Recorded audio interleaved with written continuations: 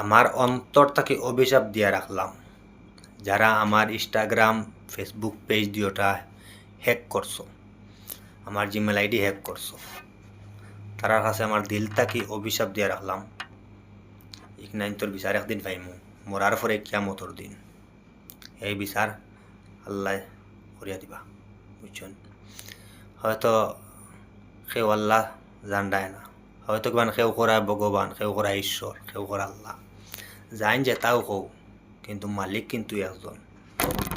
তানোর কাছে আমি বিচার দিয়া রাখছি যেন কিয়ামতর সময় আমার এই বিচারখান পাইতাম, যেন কোন মানুষে আমার ফেসবুক পেজ দিওটা আর ইনস্টাগ্রাম আর জিমেল আইডি হ্যাক করিয়া নিছো, আমার কপাল নিতে পারছো না। বুঝছেন? আমার কপাল জায়গাত আছে, ইকান কোনোদিন নিতে পারতাই না আমার কপাল।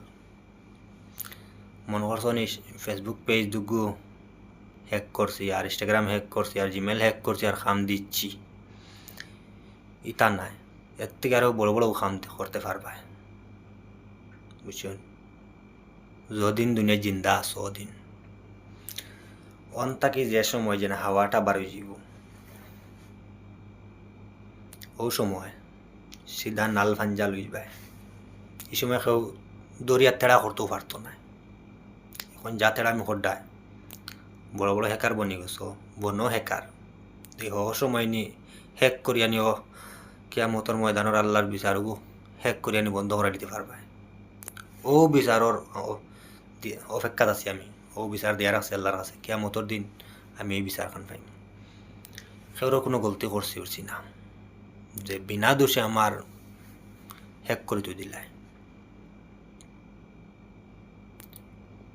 যদিও সয় আমার আইডি হ্যাক করছো করো, আমি গাইলেই আর না আর কোনটা কই আর না।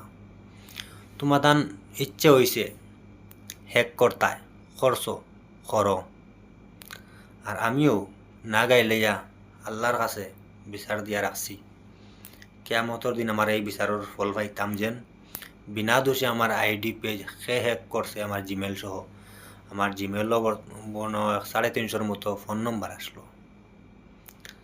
এখন যেন আমি খানো খার নম্বর তো পাইতাম। ও যে কষ্ট যে একটা পাইয়ার যেন এই কষ্টর একদিন জবাব দিবাই কিয়ামতর মাঝে।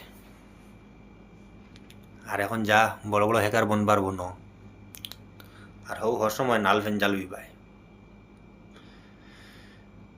আল্লাহ জানি ও সময় বিচার